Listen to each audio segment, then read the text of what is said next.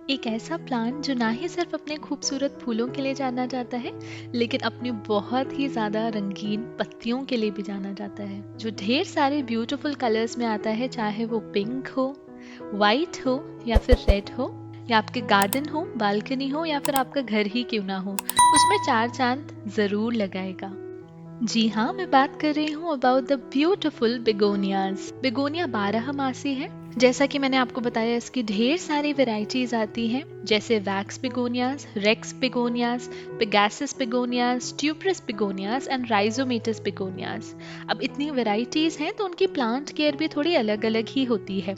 आज मैं स्पेसिफिकली आपसे वैक्स बिगोनियाज के बारे में बात करूंगी, क्योंकि मेरे घर में वही खूबसूरत फूल लगे हुए हैं। बिगोनिया विंटर फ्लावरिंग प्लांट्स होते हैं, मतलब ज्यादातर इनके खूबसूरत फूल सर्दियों में आपके बालकनी या फिर टेरेस गार्डन्स को महकाते हैं। ये अपने showy flowers and colourful leaves के लिए जाने जाते हैं, जैसा कि मैंने आपको स्टार्टिंग में बताया। बहुत ज्यादा बड़े प्लांट्स नहीं होते, छोटे साइज के ही प्लांट्स होते हैं, तो आपके घर में अगर ज्यादा जगह नहीं भी है तो भी आप इनको आराम से लगा सकते हैं। अच्छा, फ्लावरिंग से रिलेटेड ना आपको एक बहुत ही अच्छी सी टिप देती हूँ। अब सबसे पहले आप देखिए, जो मेल फ्लावर्स होते हैं उनका साइज थोड़ा बड़ा होता है और फीमेल फ्लावर्स का साइज थोड़ा सा छोटा होता है। अब हमें क्या करना है, हमें सबसे पहले इन फीमेल फ्लावर्स को ढूंढना है और इनको हटा देना है प्लांट से। अगर आपने इन फीमेल फ्लावर्स को पिंच करके निकाल दिया तो सीड की फॉर्मेशन नहीं होगी, बीज नहीं बनेंगे, और अगर बीज नहीं बनेंगे तो आपका बिगोनिया का प्लांट आपको ढेर सारे फूल देता रहेगा, जिससे आपका मन हमेशा खुश रहेगा। अब ग्रोइंग मेथड्स के बारे में बात करते हैं। इस प्यारे से प्लांट को अपने घर में लगाने के लिए आप या तो इसकी कटिंग लगा सकते हैं, या फिर आप इसे सीड्स से भी उगा सकते हैं। वैसे तो इसे ट्यूबर से भी लगाया जाता है, और यहाँ तक कि सिर्फ सिंगल पत्ती से भी इसको आराम से ग्रो किया जा सकता है। ये सारे ही जो तरीके हैं काफी आसान तरीके होते हैं। कटिंग आप स्प्रिंग के आसपास लगा सकते हैं। बिगोनिया को ग्रो करना इतना कुछ मुश्किल नहीं होता है, तो बस जब भी आपका मन करे आप झटपट से इस बिगोनिया को प्रोपगेट कर सकते हैं। अब अगर हम मिट्टी के बारे में बात करें तो इसे वेल ड्रेन सॉइल पसंद है, मतलब मिट्टी के अंदर ढेर सारा पानी रुका हुआ बिल्कुल भी नहीं होना चाहिए, वरना ये आपके पौधे के लिए बहुत ज्यादा नुकसानदेह होगा। इसी के साथ साथ इसे थोड़ी सी एसिडिक सॉइल पसंद है।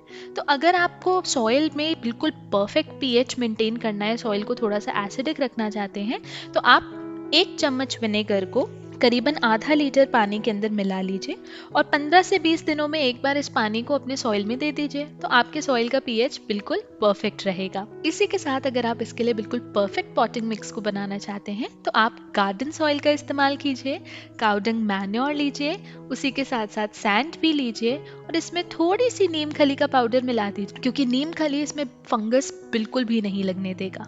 इसका परफेक्ट रेशियो होगा 3:3:4, मतलब आपको 3 भाग गार्डन सॉइल लेना है, उसमें 3 भाग सैंड मतलब रेत को मिलाना है, और 4 भाग काउडंग मैन्योर मतलब गोबर की खाद और थोड़ी सी नीम खली को मिक्स करके मिला देना है। और इससे आपको जो पॉटिंग मिक्स मिलेगा उसमें आप अपने खूबसूरत बेगोनिया को फ्लरिश होते हुए देखिए और खुश हो जाइए।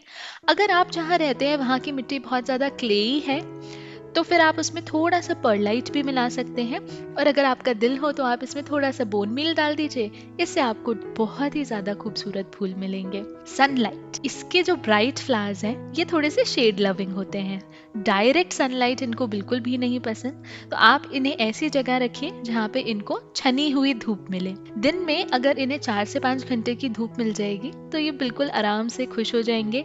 इनको जो टेम्परेचर पसंद है वो है 18 से 24 डिग्री सेल्सियस का। अब आपको कैसे पता चलेगा कि आप अपने बिगोनिया को बिल्कुल परफेक्ट अमाउंट में सनलाइट दे रहे हैं? अगर वैक्स बिगोनिया की जो पत्तियां हैं वो शाइनी है, वैक्सी हैं, तो आप समझ जाइए कि आपने उसे अच्छी सनलाइट दी है।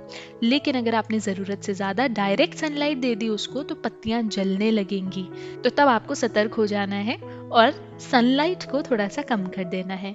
वैसे तो सर्दियों में इतनी कोई बहुत तेज धूप होती नहीं है, तो आपको सनलाइट से रिलेटेड प्रॉब्लम सर्दियों में तो नहीं होगी, लेकिन हाँ गर्मियों में आप ध्यान रखिए कि इसे हमेशा शेड के अंदर रखिए। सुबह की धूप इसके लिए सबसे अच्छी होती है, दोपहर की धूप में बहुत ज़्यादा गर्मी होती है तो वो इसके लिए थोड़ी नुकसानदेह हो सकती है गर्मियों में। वाटरिंग, सबसे ज़्यादा आपको ध्यान वाटरिंग पे देना है, क्योंकि अगर आपने ज़रूरत से ज़्यादा पानी इसे दे दिया तो आपका पौधा मर जाएगा। कम पानी दीजिए। पानी देने से पहले हमेशा 1 फिंगर टेस्ट कीजिए। सॉइल में अपनी एक उंगली डालिए। अगर 2 इंचेस उंगली का भाग आपका जो है वो बिल्कुल सूखा निकलता है तो आप इसे पानी दे सकते हैं। अगर गीली मिट्टी आपकी उंगली पर चिपकती है तो मतलब अभी पानी देने की आवश्यकता बिल्कुल भी नहीं है। लेकिन ऐसा क्यों है, हमें इसे कम पानी क्यों देना है? क्योंकि बेगोनिया के जो स्टेम्स होते हैं वो अपने अंदर पानी स्टोर कर सकते हैं, तो इस वजह से उनको इतना ज्यादा पानी की जरूरत पड़ेगी ही नहीं, क्योंकि उन्होंने अपने अंदर मॉइस्चर बचा के रखा हुआ है। अगर आपने बहुत ज्यादा पानी दे दिया तो ये स्टेम गलने लगेगी और उसी के साथ साथ रूट भी गलने लगेगी, तो स्टेम रॉट और रूट रॉट की प्रॉब्लम आपको झेलनी पड़ेगी। लेकिन अगर आपने इस चक्कर में कम पानी दे दिया तो हो सकता है आपको पत्तियों पे ब्राउन एजेस नजर आने शुरू हो जाएं। तो ऐसे में आप अपने पौधे पे मिस्टिंग कर सकते हैं। मैं समझ सकती हूँ कि कुछ कुछ लोगों के लिए ये थोड़ा कंफ्यूजिंग हो सकता है, ज्यादा पानी देंगे तो भी मुसीबत, कम पानी देंगे तो भी मुसीबत।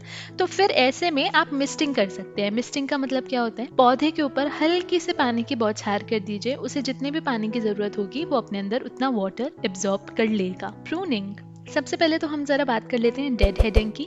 डेड हेडिंग का मतलब मैं आपको ढेरों बार समझा चुकी हूँ, लेकिन एक बार फिर बता देती हूँ नए सब्सक्राइबर्स के लिए कि जो भी ऐसी पत्तियां हैं या फूल हैं जो सूख चुके हैं, मुरझा चुके हैं, उनको आप प्लांट में से हटा दीजिए, क्योंकि वो प्लांट की ढेर सारी एनर्जी अपनी तरफ खींच लेते हैं, तो ब्लूमिंग अच्छे से नहीं हो पाती है। तो डेड हेडिंग कीजिए। उसी के साथ आप मॉनसून के टाइम पे प्रूनिंग कर सकते हैं प्रॉपरली। जहां से भी आप प्रूनिंग करते हैं वहां से आपको 3-4 नई शूट्स मिल जाती हैं, जिसकी वजह से आपका पौधा बहुत ज्यादा बुशी हो जाता है। अब आते हैं फर्टिलाइजर पे। देखिए, इस प्लांट को बहुत ज़्यादा फर्टिलाइज़र की ज़रूरत नहीं होती है, तो आप इसे कम फर्टिलाइज़र देंगे, इसका आराम से काम चलेगा। आप इसे कोई माइल्ड फर्टिलाइज़र, हल्का सा फर्टिलाइज़र देंगे तो भी इसका काम चल जाएगा। महीने में एक बार फर्टिलाइज़र देने से आपका पौधा बहुत खूबसूरती से ग्रो हो जाएगा। तो जल्दी जल्दी फर्टिलाइजर्स मत दीजिए। अब हम सबको कलरफुल फ्लावर्स तो चाहिए कि आप 1 चम्मच ह्यूमिक एसिड लीजिए, उसमें 1 चम्मच एप्सम सॉल्ट डालिए, मिला दीजिए करीबन 4-5 लीटर पानी में, और बस इस पानी को सॉइल में दे दीजिए। ऐसा आपको महीने में एक बार ही करना है और फिर आप देखिए कितने शानदार फूल खिलेंगे आपके बेगोनिया के पौधे पे।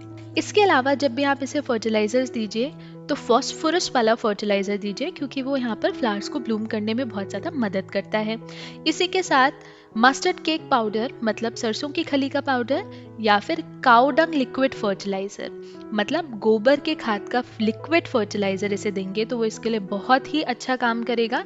और अगर आप चाहें तो इसे थोड़ी सी डीएपी भी दे सकते हैं, वो भी इसे काफी मदद देता है। इन्फेस्टेशन, अब बिगोनिया पे बहुत ज्यादा इन्फेस्टेशन की प्रॉब्लम एज सच मैंने तो कभी नहीं देखी है, लेकिन हो सकता है आपको पाउडरी मिल्ड्यू या फिर ग्रे मोल्ड या फिर मीली बग्स की प्रॉब्लम कभी देखनी पड़े। अगर ऐसा आपके साथ होता है तो आप 15 दिन में एक बार नीम ऑयल का स्प्रे इसके ऊपर कर सकते हैं। जितने भी इन्फेस्टेशन की प्रॉब्लम है वो सारी की सारी प्रॉब्लम खत्म हो जाएगी। पॉट, अब मैंने अपने बिगोनिया के पौधों को प्लास्टिक के छोटे से गमलों में ही लगाया हुआ है। छोटे गमले इसलिए क्योंकि इनकी रूट्स छोटी होती हैं, तो छोटी रूट्स आराम से छोटे से गमलों के अंदर आ जाएंगी, तो इसके लिए परफेक्ट साइज हो जाएगा 6 इंच का गमला। तो बस इन्हीं कुछ टिप्स को अगर आप अपने गार्डन में इस्तेमाल करेंगे तो मैं श्योर हूँ कि आपके बिगोनिया के प्लांट्स बहुत ही ज़्यादा हेल्दी होंगे और आपको कभी भी कोई भी प्रॉब्लम नहीं आएगी।